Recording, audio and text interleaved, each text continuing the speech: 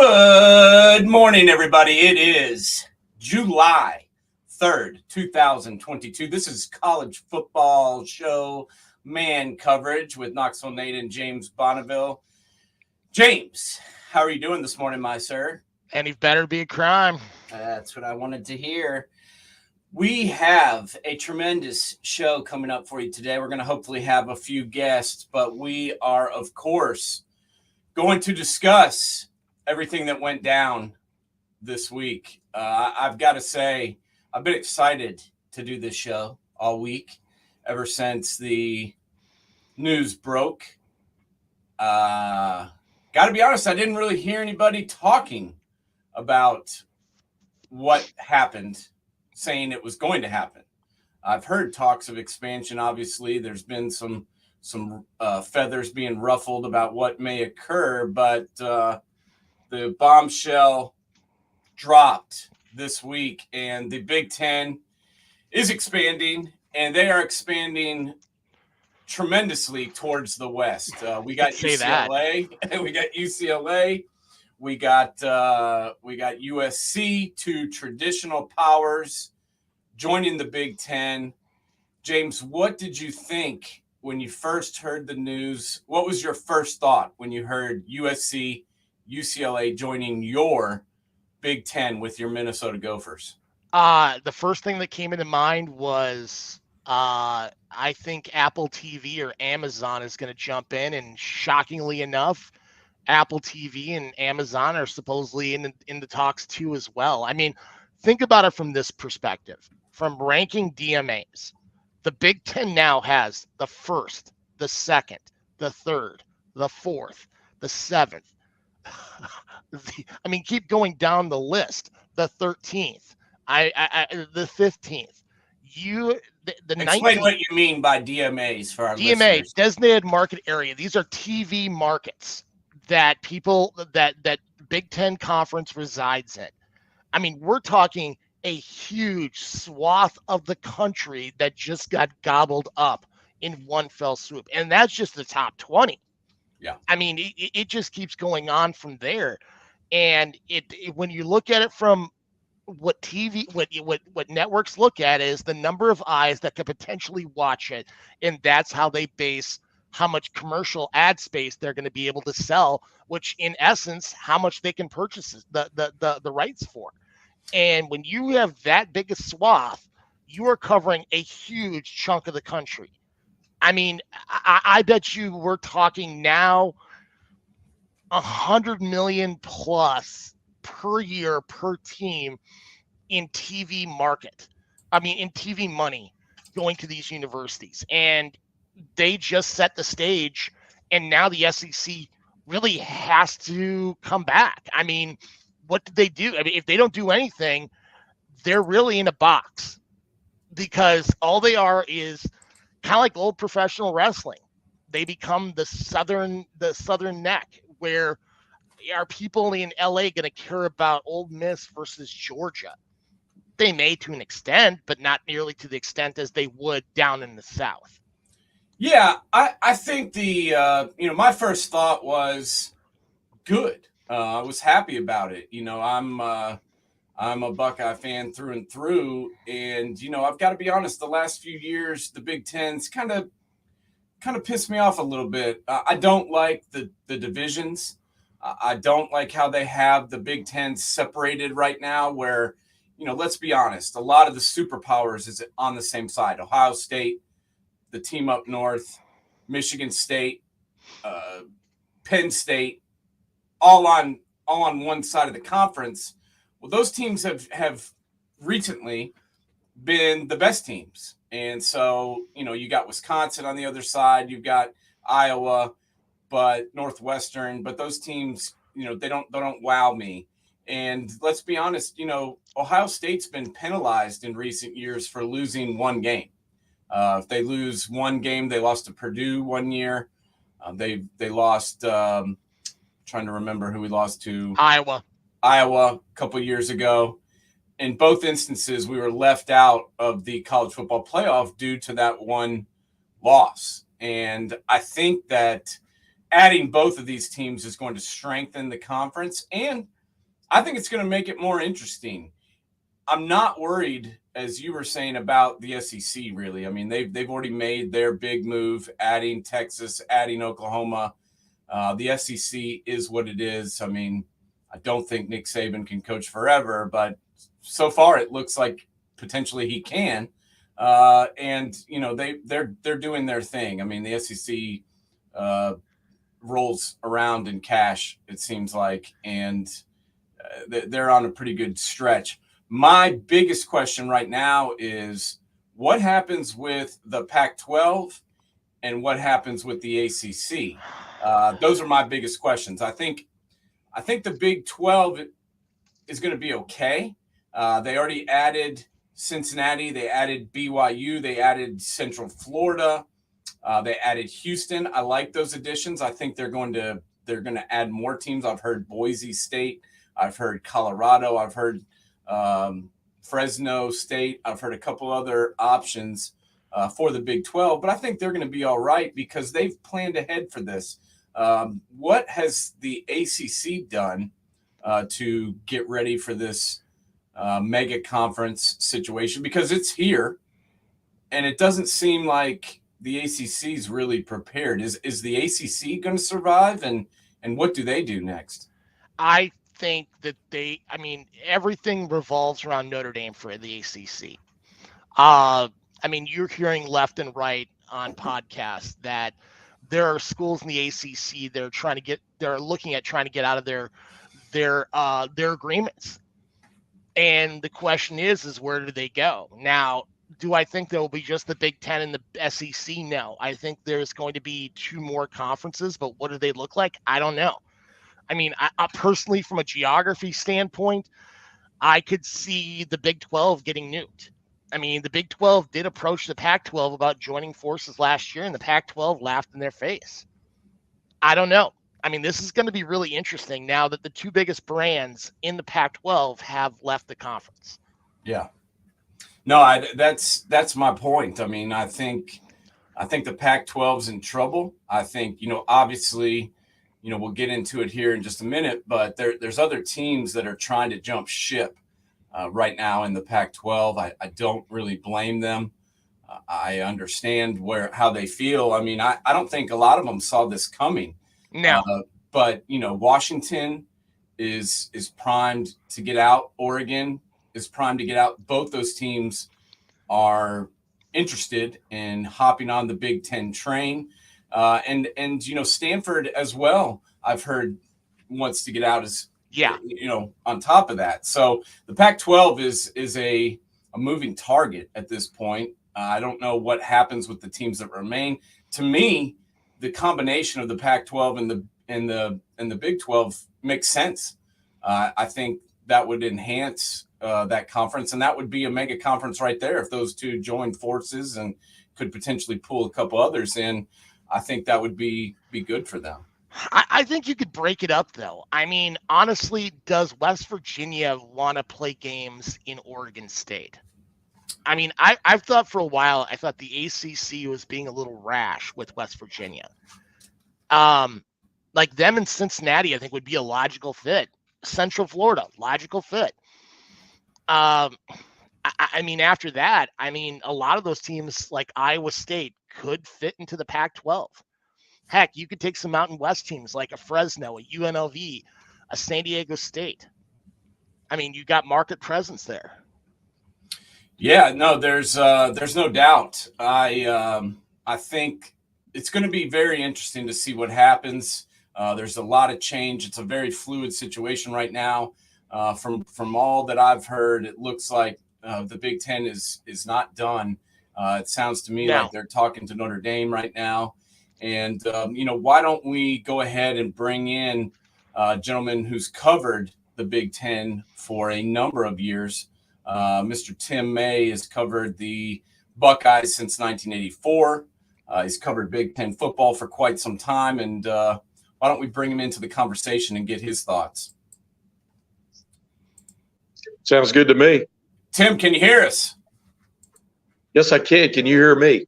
We sure can, sir. We sure can. Thank you so much for joining us this morning. We really appreciate Yeah, sorry, it. sorry I can't get the video to work. I'm up at Mid Ohio Sports Car Course right now for the IndyCar race is going to start here in about an hour and a half, and for some reason I can't get the video, but nobody needs to see what I look like anyway. Hey, me and James have faces made for radio. Oh, so, absolutely. You know, Yeah.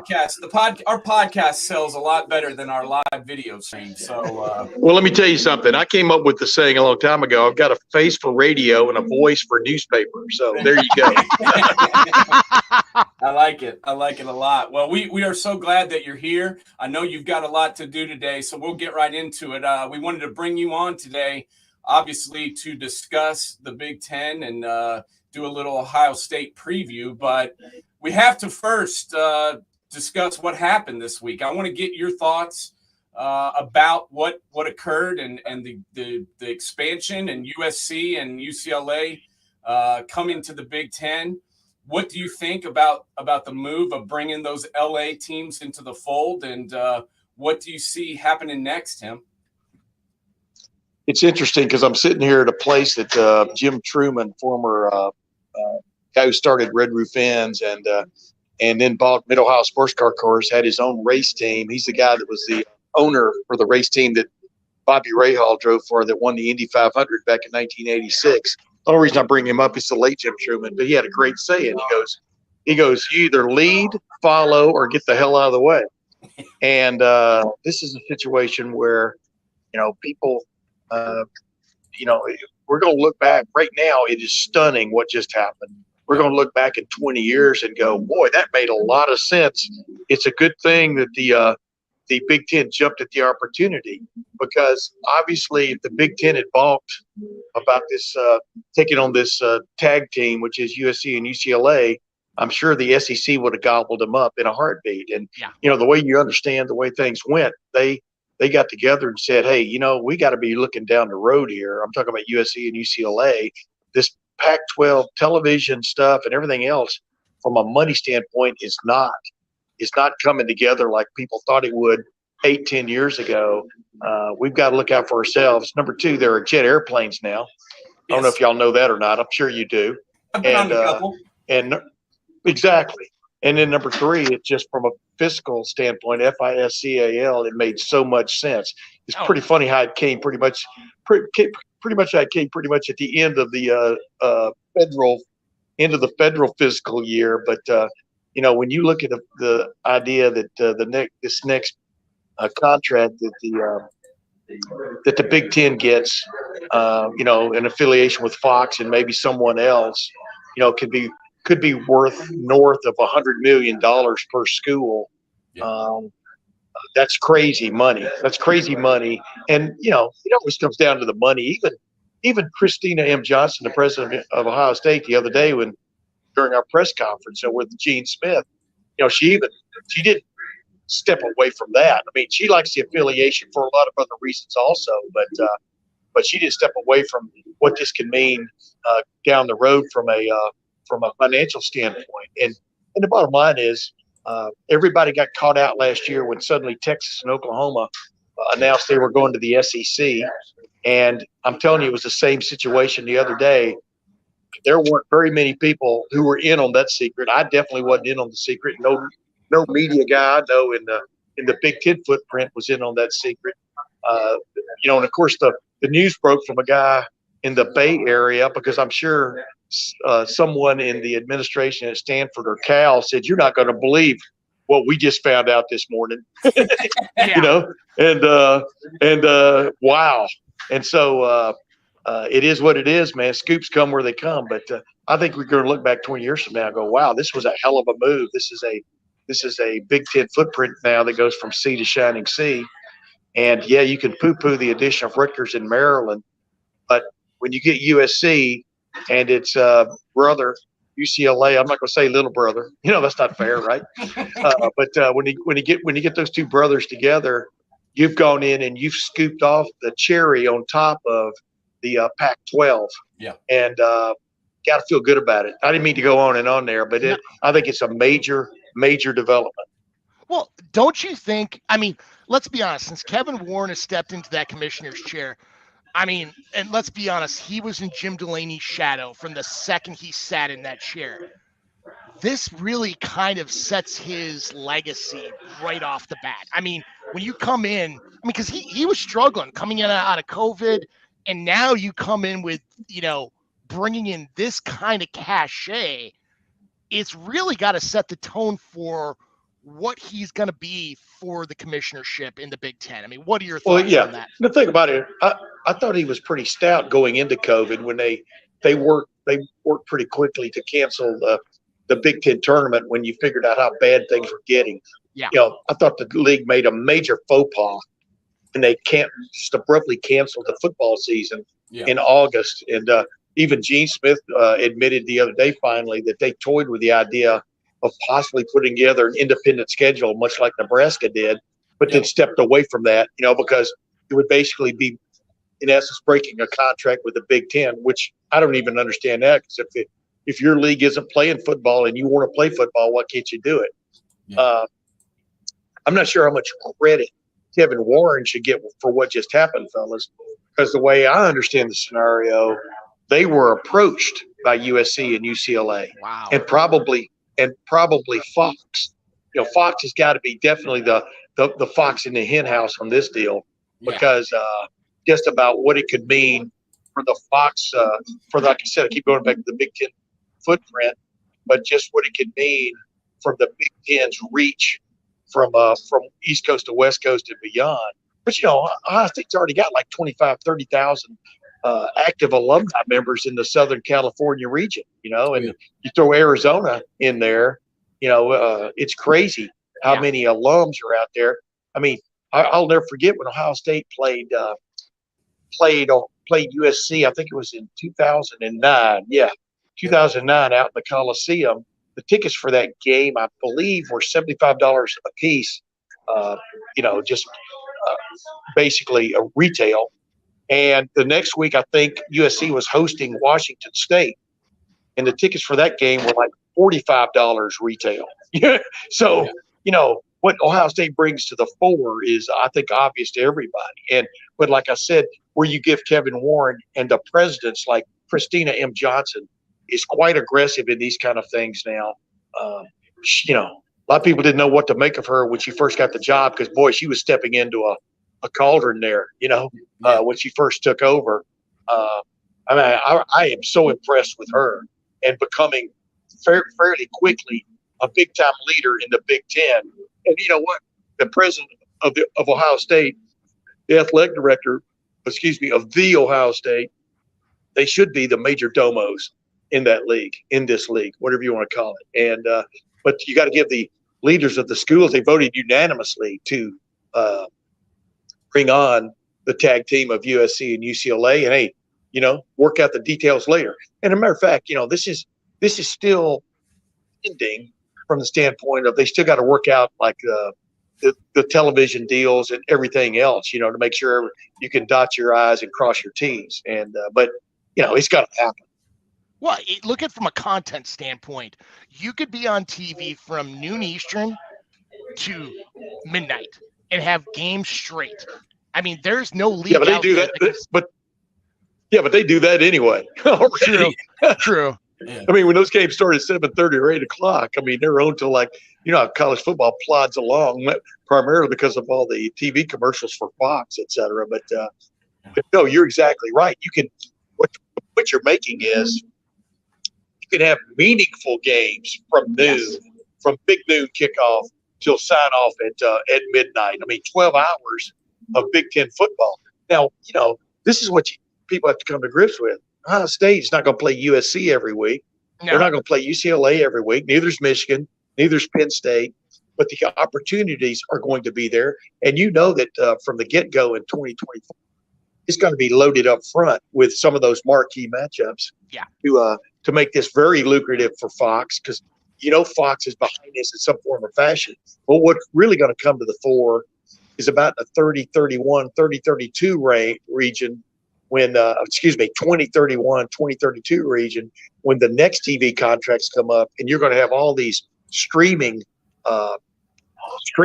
sources bidding probably for content, for, as they call it, inventory, that's when the money could really take a big time hop. So, it just financially makes all kinds of sense.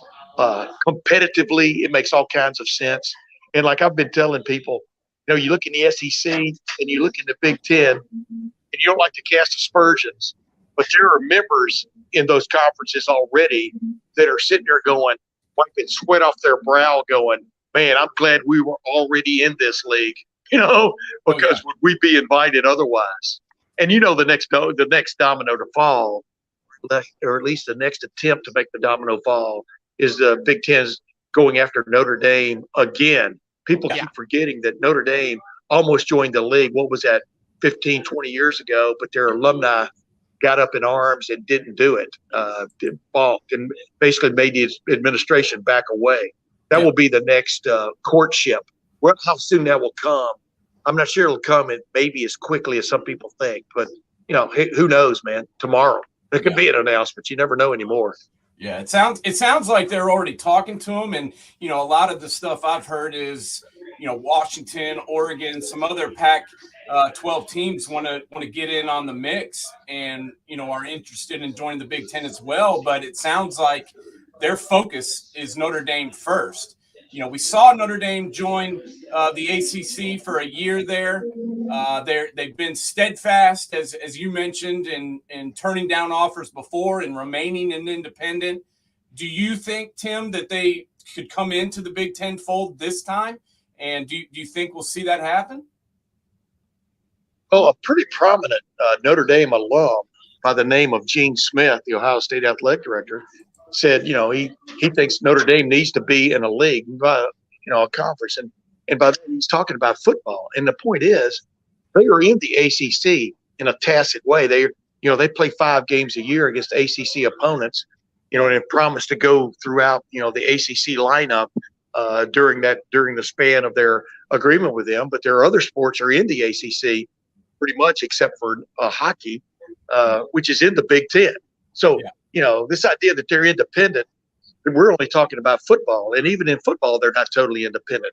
But when you look at the future Big Ten lineup, and you see that their enduring rivalry with USC is there. Where's USC going to be? It's going to be in the Big Ten. They had a long time, off and on, but mainly more on than off rivalry with Michigan, right down the road with Michigan State. One of the great games ever played, the 10-10 tie in 1966. I mean, right on down the line, they have Purdue. They used to play Purdue every year almost.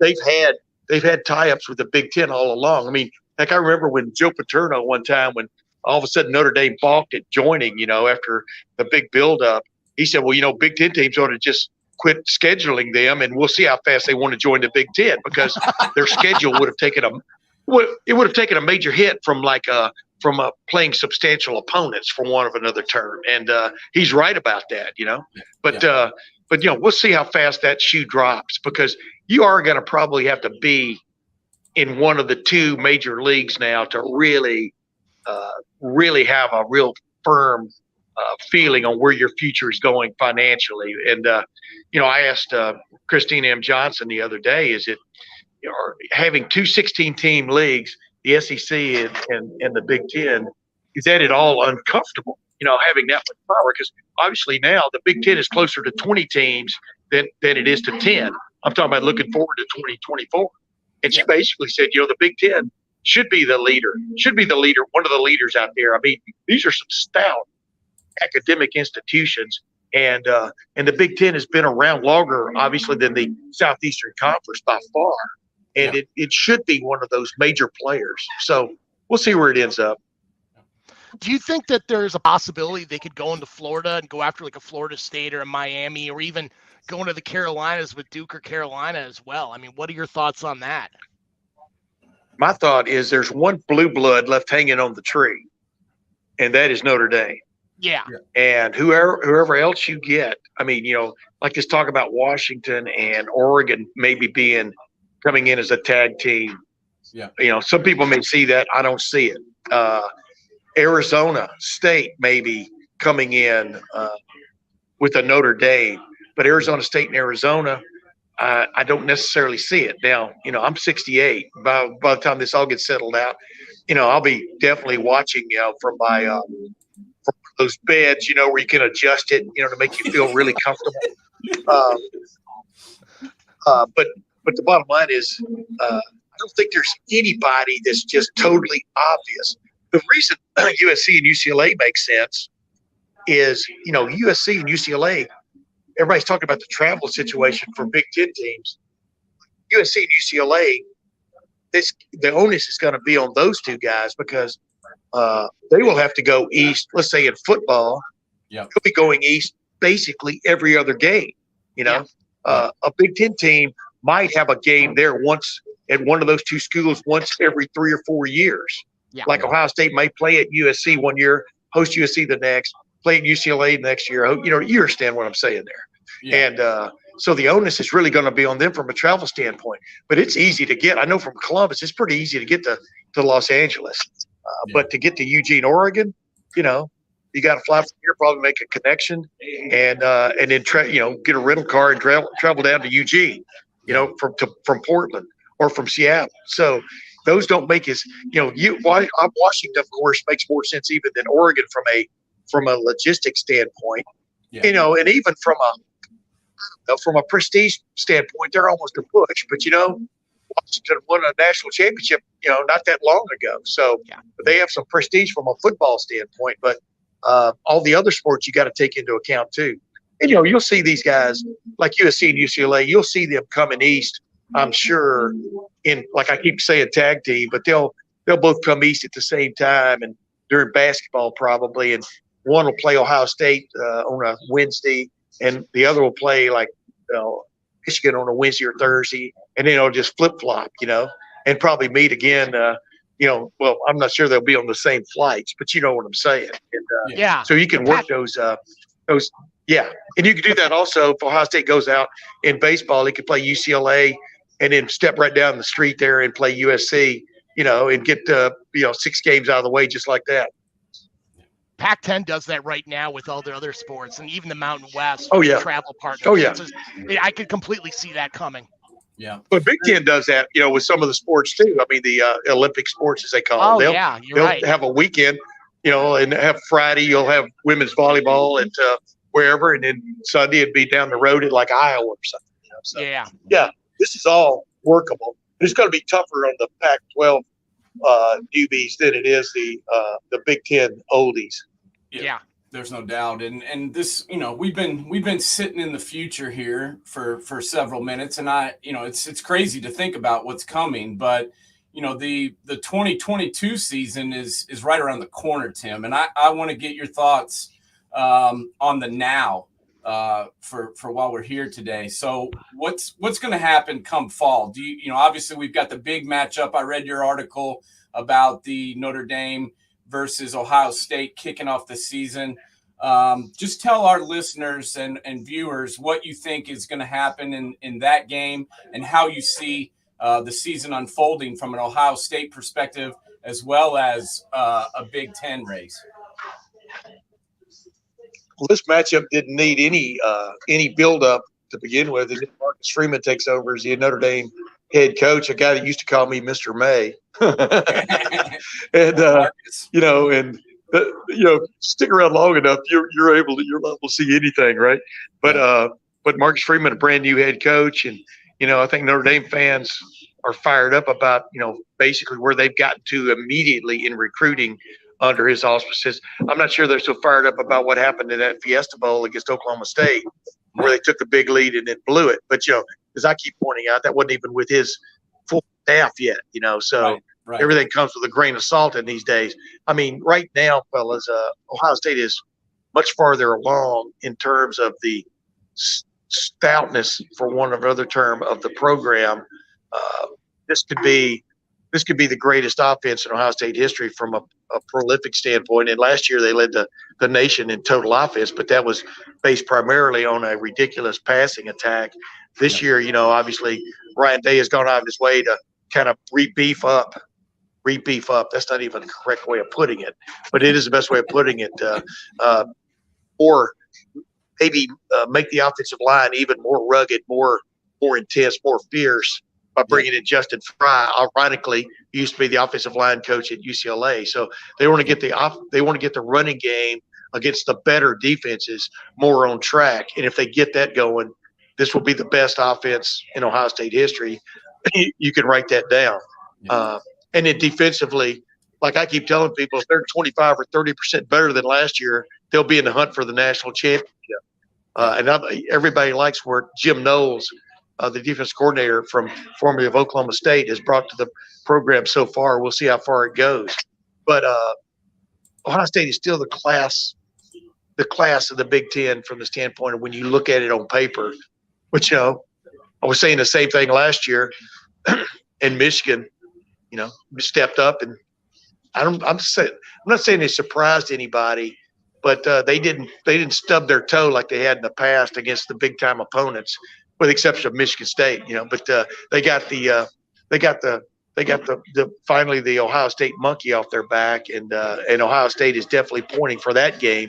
But back to the opener, I think the opener is probably going to tell you more about Ohio State than it is Notre Dame. I think it's definitely a must-win for Ohio State hosting Notre Dame. Obviously, it could be a huge victory for Notre Dame if they pull it off. I mean, I think anybody can see how that's going, but it kind of reminds me of Ohio State-Oregon last year in the second game of the year. And, you thought, boy, this really did it for Oregon. And then really Oregon kind of petered out a little bit, as the year went on. Yeah. And but golly, I mean, the few times these teams have played as close as they are geographically, it's always special when they get together. Yeah. I mean, you look at that Notre Dame game, the one thing that really I think puts Notre Dame at a disadvantage is something they've had a problem with for some time is they just don't have the speed or even the depth of speed at the receiver position. Because if you're going to beat Ohio State, you got to open up the pass to get to the run. And because the D-backs just haven't been as good. I mean, how do you think Jim Knowles is going to address their D-back situation moving ahead? If you were going to start if you were going to start an NFL team, and it was Mel Tucker who turned me on to this many years ago. Now that he's the head coach at Michigan State, but when he was in the NFL, I had never taken account of how some NFL teams build their rosters.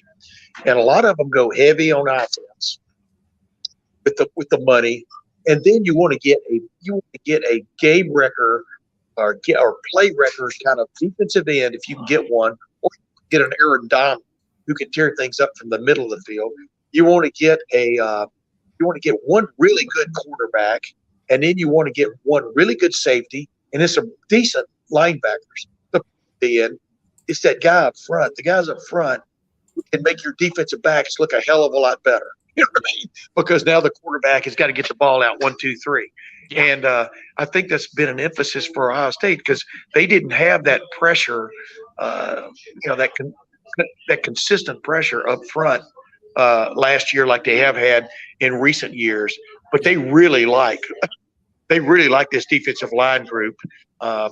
Larry Johnson, considered to be the best defensive line coach in the country by many folks, many experts.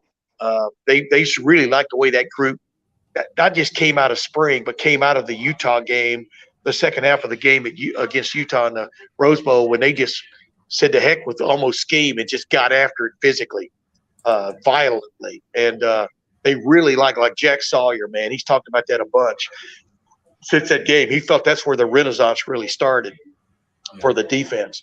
And that's where and you get a little pressure on the quarterback, either up the middle or from the edges, you got something going. Then you throw in the fact that Notre Dame's wide receiver situation is interesting, let's put it that way. And so is their quarterback situation. Yeah. So that's where the probably the difference is going to come in this game. Is this Ohio State defense going to step up and play with that fierce intensity like you expect, the tag team approach up front, because they're loaded on the defensive line. They just got to get those guys all on the same plan. And then you go throw in the new wrinkles from this 4-2-5 defense.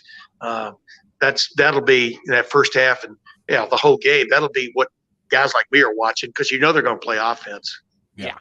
Yeah, no, this defensive line is what I think is going to be the difference in what happens with the Buckeyes coming up in 2022. I mean, you got JT Talamula, you got, as you mentioned, Jack Sawyer coming in. Both of those guys are in year 2, and then you had Zach Harrison come back, who hasn't really produced like a lot of people thought he would, but he certainly adds depth on the end, and Jean Baptiste played well at times last year. And then I think this group of defensive tackles is probably one of the better groups that I've seen in the last few years. And if the Buckeyes can get their linebackers right, I mean, that's really been, in my opinion, the weak spot the last few years in this defense. I mean, we've had Steel Chambers out there, who's a converted running back. We've had Stover going back and forth.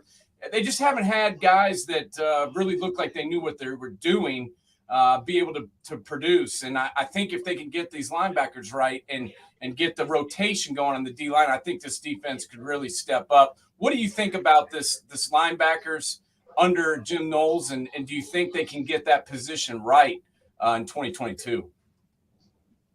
Well, what's interesting is Jim Knowles coaches the linebackers along with being the coordinator. And almost from day one, he has been very enthused about Tommy Eichenberg and the steps he made at the end of the year last year, but definitely in the Rose Bowl when he just became sort of a wrecking machine finally. Then you throw in, I just shook hands with Steel Chambers 2 days ago. He was walking out of the Woody Hayes Athletic Center because I was down there for that press conference, and we talked for just briefly. He now looks more like a linebacker. Yeah. Last year he was a guy that looked like a running back playing linebacker. But, buddy, what he brings to the fore there is he has that approach. I've got to be quiet here in a few minutes, but he has that linebacker mentality of wanting to get to the ball before anybody else. And you can't, really bring it there. But there are other guys that they've got in the fold there that they think could really step up. So, we'll see where that goes. Well, awesome, Tim. I know you got to get going, but we really appreciate you jumping on with us today. It's been an exciting week. Let me interrupt you though too. Let me interrupt you though too. I mean, the guys. I mean, I am really like you, man. You made a good point about the interior of that defensive front, though. Teron Vincent really came on in the second half against Utah and kind of played like everybody thought he could. But the guy, man, is catching everybody's eye is Tyleek Williams. The freshman, he was hot and cold last year because he was a freshman, right? Yeah. But he's trimmed down.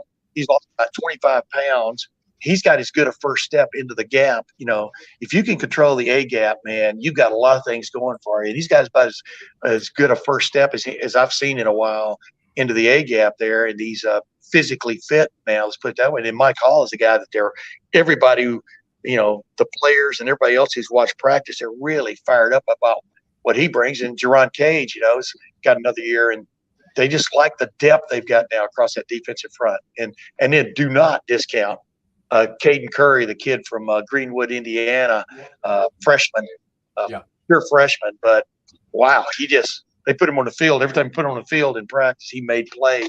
It's like he did in high school. And some guys, as Jim Knowles said, some guys have just kind of got it, and he's got on top of that, he's got that surly attitude about him, just like Jack Sawyer. And, they've got some guys who really want to, on another term, they really want to hit some people. So I think they're in pretty better shape than a lot of people think.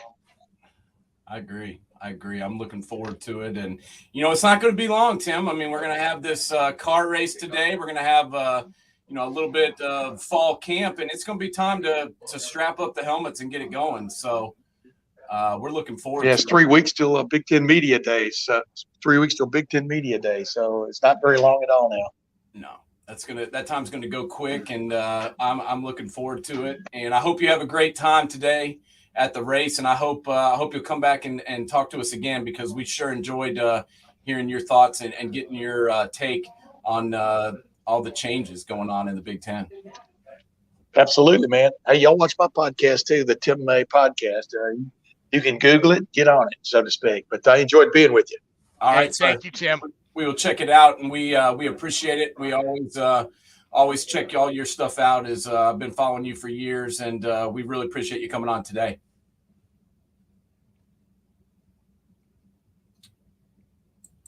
All right. Wow, that was awesome. Tim May's been in the business for a long time, James Bonneville, and I enjoyed hearing his take on this and getting his feelings on the changes going on, because this guy's covered the Buckeyes since 1984. He's covered the Big Ten probably even longer. He knows, he's got his finger on the pulse of college football, and especially the Big Ten network. So to get him on today and hear from him, I thought was pretty amazing. What did you take away from that? Well, not only that, just the longevity. I mean, you got to sit there and think about, this guy's seen Big Ten football since Earl Bruce was coach at Ohio State, when he used to wear the fedora on the sidelines. Oh, yeah. And a young coach by the name of Glenn Mason used to be an assistant coach there, and there's a couple GAs there, maybe Urban Meyer of sorts. I mean, guys like Mike Tomczak, Tom Tupa, Eric freaking Byers. I mean, Chris Carter. I mean, could you imagine the people he has seen, not only on Ohio State sidelines, but throughout the Big Ten? I mean, it's just the stories. We could probably have a show, just him telling stories of what he remembers from the past.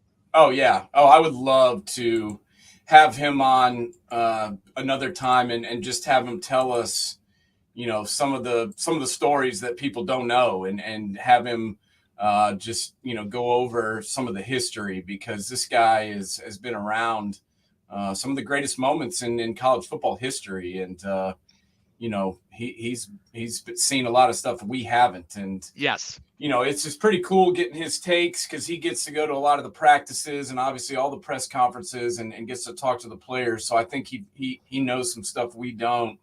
And, it sounds to me like that defense is headed in the right direction. Yeah. Jim Knowles was brought in for a reason. I mean, people kind of gloss over this, but Ryan Day's 34-4. He stepped right in. And honestly, I got to admit, I was a little nervous when he took over. I mean, a lot of people hate Urban Meyer, but he is the second greatest college football coach in the modern era. Mm-hmm. And replacing him at a school that expects you to win every game is no easy task. Now, Ryan Day's made it look somewhat easy, but it's not easy. And, last year, obviously the defense was a problem, but it's not like he just sat there and made excuses or, did nothing about it. He demoted one of the longest tenured coaches in Ohio State history, and Kerry Coombs, and basically sent him packing after the season, and then went over and stole the coach who had the number 3 defense in the country in Oklahoma State, and Jim Knowles.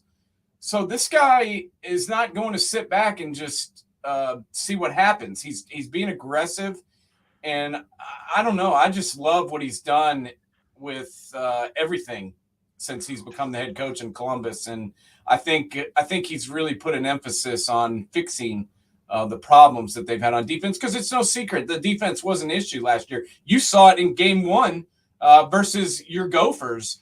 It didn't look good at times on defense, especially when Ibrahim was healthy. So if Ibrahim doesn't get hurt, Ibrahim doesn't get hurt, I don't think the Gophers lose that game. I really don't, because the Ohio State did not have an answer for that offensive line, and the bowling ball with razor blades, as PJ Fleck likes to put him. I mean, he's a legit force, and it'd be interesting to see how he comes back this year, coming off the torn Achilles.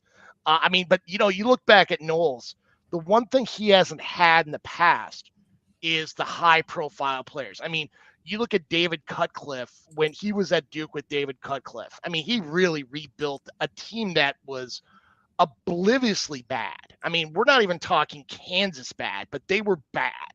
And he made them a bowl team. Heck, they won the division in the ACC, Duke. The last time they did that, before that, a guy by the name of Steve freaking Spurrier was coach at Duke in Durham. Yeah. I mean, this is not a school that they really, football's not a high priority, and he's really helped make the Wade Stadium much better than it once was. I mean, heck, there was no air conditioning in the visitors' locker room, for Christ's sake, and now it's a much better facility. And then going on to Oklahoma State, which, let's be honest, during the Mike Gundy era, you never really talked about the defense. of Oklahoma State. And that was the calling card of this last year's team. It was, yeah, I'm so glad you brought that up because I forgot to mention it, but that is something that I really wanted to focus on for a second is, you think Gundy, you think Oklahoma State Cowboys, and you think, throwing the ball 50 times a game. You think 40 points being put up. That was not what we saw from Oklahoma State this past year. Their offense wasn't that great. In fact, they're the whole reason that team had a chance to win the national championship, which is crazy in itself to say, and won the Big 12, or competed for the championship in the Big 12, was their defense. And as you mentioned, he did it with not a lot of 5 stars, not a lot of blue chip players. He did it with scheme. He did it with play calling. He did it with coaching, developing, and you really can't you can't put a finger on exactly what happened or when it clicked, but that school and that program made a major turn from an offensive juggernaut to a defensive power in the last couple of years. And I'm really glad you said that because it's true. I mean, it was amazing to watch, and it was like watching a different team almost. With what they had on defense last year. So we'll see if he can recreate that magic. It's one thing to do it in the Big 12 and do it at Oklahoma State. It's another thing to do it in Columbus, where there's a microscope on every single thing you do. And, if you lose one game, they're going to come get you. Yeah. It's what I say. Well, I mean, what's funny with Oklahoma State, when you sit there and think about defensive players, I mean, Malcolm Rodriguez, it was such a hidden gem. I mean, I look at him and the comps between him and Zach Thomas when he was at Texas Tech are astounding. But then you have to go back from there. I mean, I was just sitting here thinking about it in my head. Kevin Williams, and before that, R.W. McQuarters. Yeah. I mean, you've got to go back a ways. I mean, we're going 90s when you talk about Kevin Williams and R.W. McQuarters. So R.W. McQuarters was a badass, by the way. Oh, he was great. A lot of the kids don't know who he is, and a lot of people never talk about him, but this guy played both ways, returned kicks, was a phenomenal cover corner. Oh, my God, and he was so good. Had better numbers than the guy that won the Heisman. Yeah. But no one really talks about R.W. McQuarters, but he had one of the most amazing seasons I ever saw. From a defensive back in the history of college football, and no one ever talks about him, but he was damn good. But it's going to be interesting to see what happens. I mean, I liked talking to Tim today about the Big Ten because USC and UCLA, they're not there yet. Yeah, we've got the Big Ten as it stands now. The question that I've got for you is, who is going to compete with Ohio State this year? Obviously, last year, the team up north, had their flash in the pan. I'm not 100% sold on Michigan this year. Can Michigan State do what they did last year? Can, Purdue finally get over the hump? Is Wisconsin going to compete for the Big Ten title? Who is going to be up near the top with the Buckeyes, and who can knock them off? Well, I mean, you look at Ohio State's schedule, and there's some trouble spots that I could see potential problems at. I mean, not only kicking off against Notre Dame, because let's be honest, it's Notre Dame. I mean, it's as close to a rivalry game without being a rivalry game that you could get. Yeah. But then you go to Wisconsin, which outside of that one Big Ten championship, Wisconsin's played with Ohio State pretty freaking well, and they like making everything a slugfest. And if that defensive line is not up to the task, I mean, Braylon Allen's going to get yards. I mean, it's not going to be a secret. I mean, heck, I could tell Ohio State right now, you're going to see a lot of Braylon Allen, a little bit of play action to the receivers, and the receivers aren't great. And they're going to rely heavily on that defense to muck it up. And they're going to do a lot of zone blitzing, and they're going to change it up with 10 seconds to go in the play clock. They're going to make it a very slow game. Wisconsin's always going to be tough just for that fact. Yeah. But then you keep going down. I mean, Iowa, once again, it's the same thought process where they just slow the game down to a crawl. Michigan State, I mean, without Kenneth Walker III, they got to find somebody who can have that grasp. I mean, I know they brought Jalen Berger in and the Broussard kid from Colorado, but I mean, Walker had a special season. I mean, quite frankly, it reminded me a lot of Le'Veon Bell. And even going farther back, Lorenzo White, going back to the 80s with that kind of dominance. At Penn State, it's going to be a day game.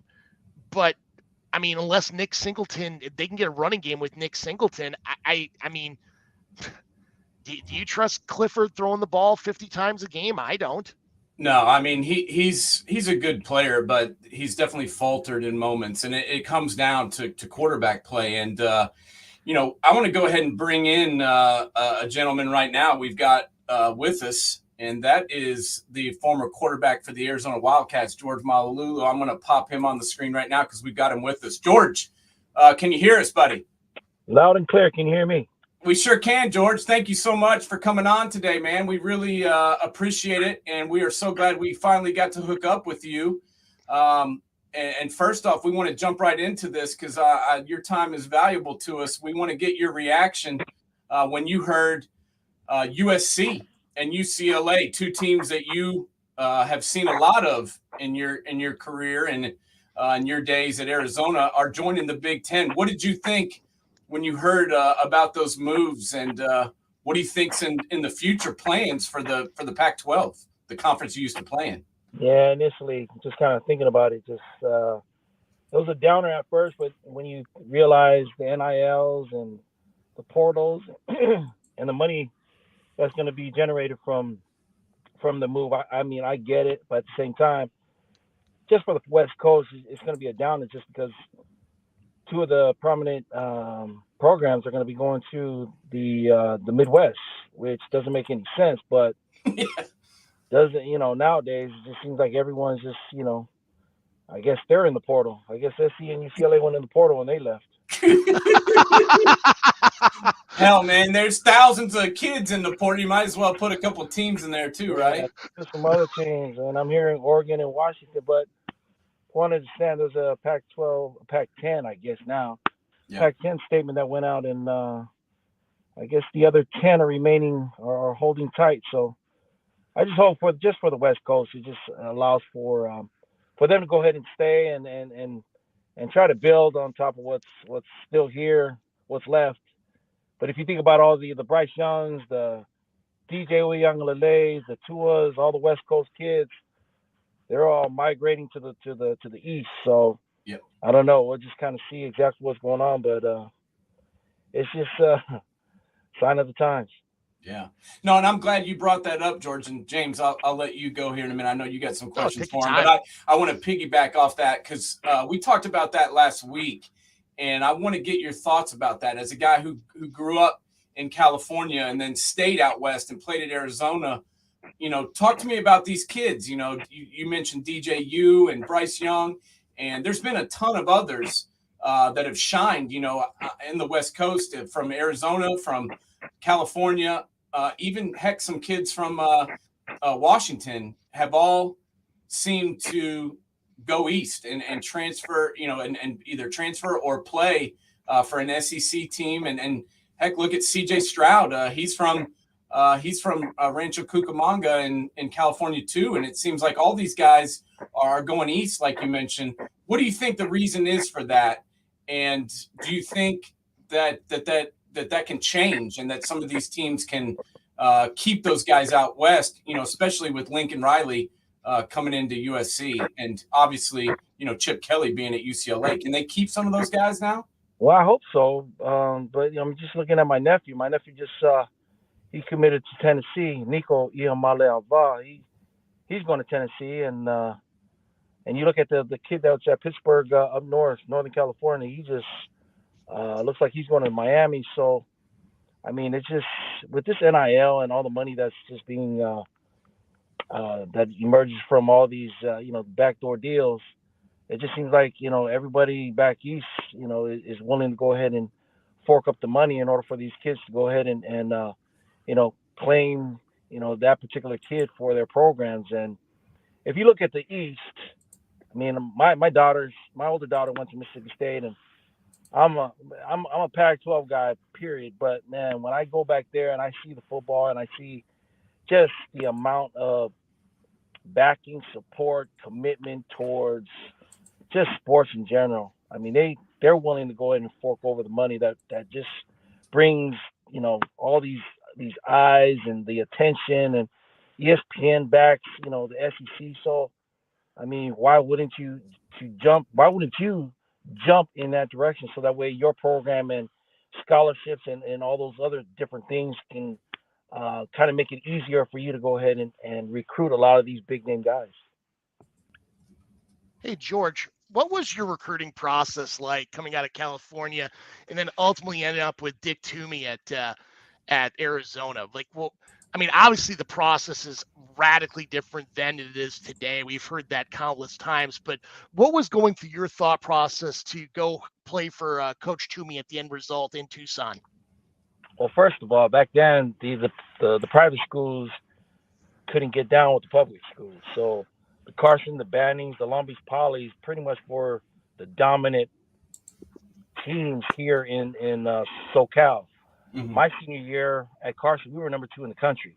Yep. And the previous year, my junior year, Banning High School was number 1 in the country. Wow. For my high school team, my senior year, we had 11 D1 commits. Wow. 11. And then the previous year, we had 10 previous to that. So in my 2 years, we had 22, 23 D1 guys on that one team. Wow. That's crazy. Well, look at Long Beach Poly. Long Beach Poly, Yeah. I think they have the most NFL players Yep. today in regards on let alone on rosters and previous. Yeah, that's crazy. Well, George, I'm actually here I live in Knoxville now, and there's been a lot of talk about your nephew. I didn't even know he was your nephew. That's crazy. Nico, being such a high profile guy, I didn't know he was your nephew. That's nuts. But there's a lot of people around these parts that are really excited about him coming down here, man. Well, my son was at Bosco last year. He's a sophomore. Yeah. And he found out Nico was going back to Long Beach Poly, so he went with his cousin. Now they're all going to be playing together. So, oh, cool. Nico's senior year is my son's junior year, so he'll be catching a lot of Nico's passes. Hopefully, we'll see what comes. But I'm excited to see what's going to happen, not only for Nico, but his younger brother Madden, which is going to be the next one up. After Nico graduates. Wow. Yeah, there's been a lot of hoopla about him, and there's the whole world of recruiting has just gotten crazy, and I just want to get your thoughts. You went through it back when you were signing on to be the quarterback at Arizona, and now, as you told me, you've got 2 daughters, one who plays at Mississippi State, one who plays at UCLA, and then you've got sons coming up too. What was the biggest difference between when you went through the process and what's going on now with recruiting wise? There's no $8 million NIL deals. Yeah, that's probably the biggest one, isn't it? Yeah, that's one of them. But they allowed you to play other sports. I was supposed to play baseball alongside football, and I mean Arizona just being around the corner. I mean that was a 7-hour drive for the parents. Allowed me to get in there. I think play football, but so it seemed like I never was able to kind of pull away from the football field just because somebody was hounding for my job come spring ball. So I had to stay nice and tight to my spot and figure it out. We just showed the touchdown you had against Washington to put them away. That had to have been, I mean, there's probably a lot of great memories you had from playing. Just watching your body language as soon as you got up, knocking off the number 1 team in the country, and with Napoleon Kaufman, Billy Joe Holbert. I mean, that was a heck of a Washington team. I mean, was that the culmination of, you think, of your college football career, is winning that game at home? I think that was one of the highlights. Definitely one of the highlights. It would have been nice to have had that same kind of experience, especially in the Orange Bowl when we lost to Miami 8-7. Yep. We had a chance in the last couple of seconds to kick it up through the uprights and bring down the Hurricanes, but McLaughlin pushed it right. So we were close. We've been able to beat two number one teams at the time. So it was a special team, special time with all those guys, Levy, Brewski, and it was a special time and especially with Coach Tomey being the kind of guy who brought everybody together. And he was definitely a genuine coach that really meant what he said when it came down to being our leader and taking us to where we needed to be. Yeah. Well, and now, go ahead. Sorry, Nate. No, I was just going to say, on top of that, that's one of the biggest things, in my opinion, of college football is you got to have that leader. And that's the one thing that, hasn't really been there consistently for Arizona over the last, whatever years. They haven't had that guy that's had that continued success. What do you think about the coaching staff that's there now? And, what do you think about the guys that have just not been able to, for whatever reason, keep Arizona being consistent like they were back when Dick was the coach? Well, I'm really happy to see what Coach Fish is doing now. I mean, he brought alumni back to the program. Yep. One of our Desert Storm guys, Brandon Sanders, he brought him to the staff and just allowing for a lot of our alumni to kind of express and share some of the experiences that we've had. But in order to get it back to where it was, you got to bring the guys that were there that made it happen. Because if you bring in somebody else outside, I mean, Coach Fish brought in Gronk, brought in Brewski, so I mean they were all together when they were up in New England. So I mean, just bringing the culture, and if you look at it, I mean, they were able to bring T-Mac in. And that was such a big recruit out of Southern California to flip him from Oregon to Arizona, along with Noah Fifita. It was definitely a big change of rosters with him on the. I think he was the most heralded recruit to date in regards to 4 or 5 stars. That we were bringing back to Tucson. Well, now, I mean, you were talking before about the culture that Coach Toomey had at the program and how that really helped develop it. It seems like you've kind of taken a lot of what Coach Toomey gave to you and really put it into your foundation. Is it the IGA? Is that how you pronounce it? The IGA Foundation? IGA is the Samoan word for family. Yeah. And the thing about it is that if you look at Coach Tomey's track record, he was very he believed in the Polynesian athletes, especially when he was at UH.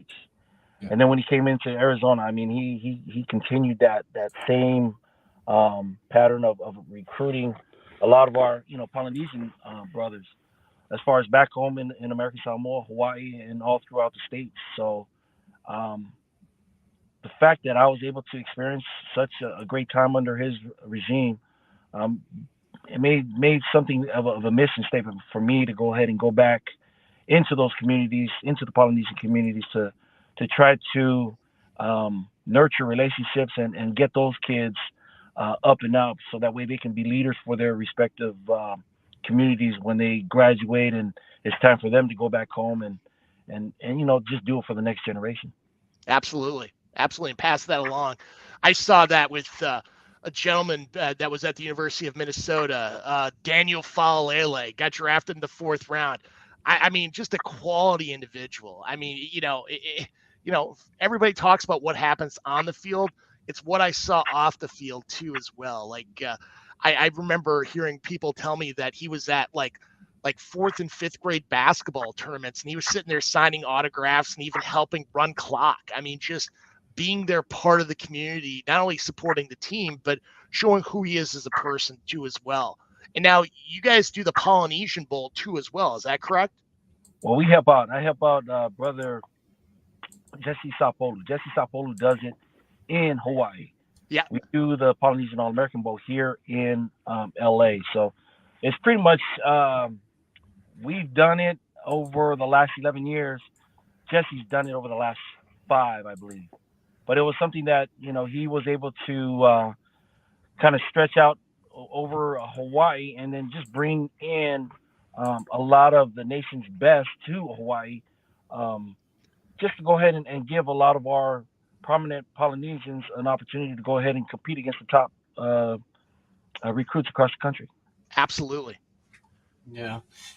Talk to us a little more. I mean, there's been so many great players, that have come through that bowl and that have come through based on your foundation. Why are there so many guys that can play football and have the drive to do it? That you've crossed paths with. Well, for one, one phone call back to the house straightens out the kid. So you're not going to have any knuckleheads that are going to go ahead and act like a clown in class, on campus, on the football field. Like I said, one phone call back home will go ahead and cure all that. So when you have that kind of discipline, our people are very spiritual. So they're not going to deviate from the program that's already laid out for you. So to have those kind of guys in the locker room, kind of being your patrol guys to make sure that people aren't taking a big detour, really kind of helps in governing what's going on in the locker room as well as on the field. At the same time, we've been blessed. A lot of our Polynesian guys have been blessed in regards to being blessed with natural talent. But at the same time, I really believe it's just our upbringing and our family traits of knowing that we got our brothers, back in anything that we do on campus as well as off the field. And you guys go beyond football too as well, right? You guys get into softball and volleyball. Is that correct? We do it all. We you know what? My daughters, when I was doing the football thing, they looked at me, all my nieces, they all looked at me and says, Dad, Uncle, why you do it for the boys but you don't do it for us? Yeah. So Kiara Jennings at Oklahoma, Mary Yakopa at Texas. Who else is out there? My daughters. I can keep on going down a list long. Some of these college coaches on the softball side call me up and say, George, who else do you have? Oh, there's a lot more. Yeah, that's a great feeling when you get those kind of calls. No, it's a beautiful thing because then you have these parents that they commit towards their kids. They allow for the tournaments and committing to taking their kids to these softball tournaments, friendlies, what have you. And I think a lot of the girls that have gone through the process has really brought them a path or a way in order for them to understand it can be done. It can be done. There's no doubt. And, I know we've talked about it a little bit on this show and other places, but I have to always admit, playing football, in high school, and then, I just played at a small college, but playing football in college and all that, it really, in my opinion, prepares people for life. And George, I'd like to get your feelings on that. I mean, you played at the highest level. Did you feel like, playing for Arizona and playing football and when you were younger, did that help prepare you for what has come after football? No, it really has. There's so much adversity to life, and for you to know that you got to fight through it, you got to fight and keep on fighting until you succeed is pretty much the lesson learned when it comes down to fourth and inches, and you got to get that, you got to get that first down to keep the ball moving, keep those chains moving. And Coach Tommy was a great advocate for success through your trials, and even to the point where after we graduated, a lot of us would go back and he actually was the one who hit me up when Jesse and Jesse Sapola them were starting that Polynesian Bowl up in Hawaii. And the thing is that, the work is never done. I'm just hoping that, after me, there's several others that'll come out and continue the work at hand, because I think it's just so important for just the mission to let these kids and these parents know that, hey, just keep on fighting, because you're gonna weather the storm. And when everything is calm, cool, and collective, and you're with your family out there at the Rose Bowl, at the World Series, at the volleyball national championship, it was all worth it. And getting that piece of paper and coming across that stage, that's icing on the cake.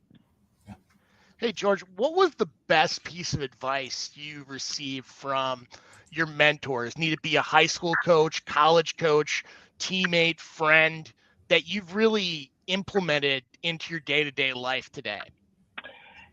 There was a good friend of mine, and he said, when we started this organization 23 years ago, he said, don't be a one and done.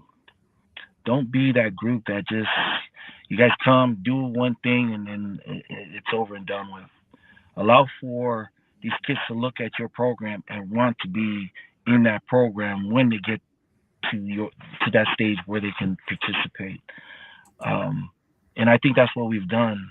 The Juju Smiths, the Troy Polamalu's, and all those guys that have been a part of our program, their story continues through their foundations and things that they do. Marcus Mariota comes back and helps out. So a lot of these guys that have been through our program continue. As a matter of fact, our Polynesian All-American Bowl this year, I will have the staff of the Oregon Ducks. So Tui Ney and Masoli and all those guys, the Oregon staff is going to be the coaches for one staff. And then the Arizona Wildcats, yes, the Arizona Wildcats, the alumni, will be there to coach up the other team. Nice. So basically, it's going to be Oregon versus Arizona, coaching up both sides, alumni. So we're going to jazz it up. We're going to have a fun time with it. And we'll have 5 games MLK weekend, and it'll be pretty much 4 high school all-star games along with 1 youth game. And these 4 high school all-star games will be all throughout the West Coast. So I'll definitely keep you guys posted on what's going on. But Absolutely. for the most part, it's just trying to get these kids up and out with this portal. Yeah, no, that's tremendous what you're doing, and we appreciate having somebody like you out there helping these kids. Because George, like me and you were talking about yesterday, it's hard. It's a lot harder now. I mean, we talked to Marshall McDuffie, as I mentioned to you, the head coach at Carrollton Day School in Tampa. He used to send between 10 and 15 kids to D1 every year, but now there's thousands of kids in the portal, and there's not as many scholarships to give out. The 5-star kids, they're okay. Most of the 4-star kids are probably okay, but those 3-star kids, the kids that really come on their senior year, it's tougher for them. And, some of them are having to go to prep school. Some of them are going to junior college, but with people out there like you helping them, they got a chance. And so we love what you're doing, and we appreciate you coming on with us, George. You were always one of my favorite players when you came up. I loved it. Because you could throw it with either arm, man. I thought that was the coolest thing I'd ever seen. A quarterback that could throw it with either arm. I mean, I thought that was worse. Yeah. I thought it was awesome. Come on, man. You got the defense didn't know where you were coming from. You could toss it with the left or throw it with the right. Who else could do that, right? Well, could you pitch with both hands then too as well, or not? No. I threw predominantly right-handed. As a matter of fact, for those of you guys that don't know, I signed with the Angels after I got out of college. Yeah. I signed with Bobby Grich. Bobby Grich signed me on a golf course right here in Palm Beach. He had me go out and play a couple of games and say, hey, I want to sign you. I said, okay, well, let's go. It's just too bad I tore my rotator cuff playing A-Rod in Arizona. And I was there's no way, especially if I'm throwing the ball from shortstop and the ball is rolling from second to first base. So I don't think that. Nice. That's awesome. Oh, Well, George, man, we really appreciate you coming on, man. To get on and shoot it with you guys. It's been fun. Thank you. Yeah, we appreciate you, man, and hopefully we can have you back on some other time and absolutely. catch up with you and see what's going on with the bowl game and all the kids that you've helped. Sounds good. You guys take care now. God bless you. All right, man. Have a great day, and God bless you, brother. Likewise. All right, George. Man, that was awesome. That was great. I love that guy, man. I loved him when I was a little kid. I watched him play. And I don't know. There was something about some of those Arizona teams, like he said, Coach Tomey, and just the camaraderie they had, those defenses with Teddy Bruschi, and then after him, Tony Bowie. And that's a name. Hey, Waldrop, Rob Waldrop. Yeah, I mean, they had some ballers out there.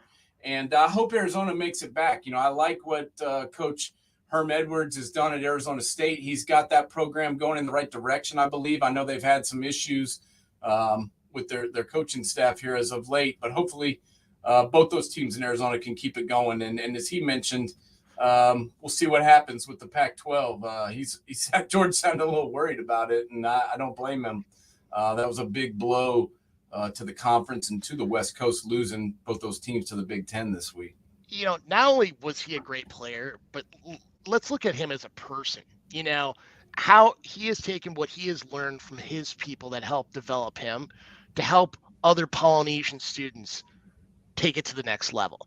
And, I think probably the one thing he'll look back on when it's all said and done is seeing those people that he helped out be the next charge in the foundation and trying to do the same work that he's done and maybe even take it one step farther than what he's done.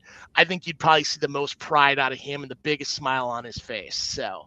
What a guy, man. I mean, this is a guy that devotes his life to helping other Polynesian players get to college and get athletic scholarships so that they can have their school paid for and so they don't have, $150,000 in debt. He helps them do that, day in and day out, and is a major player out west and getting a lot of these kids to school. And we learned something today. I didn't know he was Nico's uncle. I'd seen him post some things about him, so I didn't know if he was a kid that he had helped. But I knowing now that he's Nico's uncle, that's pretty wild, man. People around here are acting like Peyton Manning's coming to town pretty much. They're really excited, man. They haven't had a 5-star QB come this way in a long time. So we're going to have George come out and see a game with you, man. Yeah, I'm going to invite him. I certainly am. I'm going to get him some tickets and buy him a hot dog and let him come see his nephew play for free because that guy's earned it. He's earned a free ticket with all the stuff he's done for other people. Absolutely. Well, hey, same bat channel, same bat time next week. Yeah, everybody, thank you so much for tuning in today. I hope everybody enjoyed it. I hope everybody downloads the podcast as well because this was a great show. Getting to talk to Tim May from Letterman Row and On3.com, former writer for the Dispatch for over 40 years, covered the Buckeyes since 1984, and then former Arizona Wildcats quarterback and professional baseball player George Malauulu joining us today. It was awesome having both those guys on, and we'll get to the receivers next week, James. So get your list ready. We're going to help everybody break down the top wideouts in college football for 2022, and obviously we'll talk a little more about the Big Ten and the expansion and the mega conferences and everything else that's going on. Perfect. Well, we'll see you next week, man.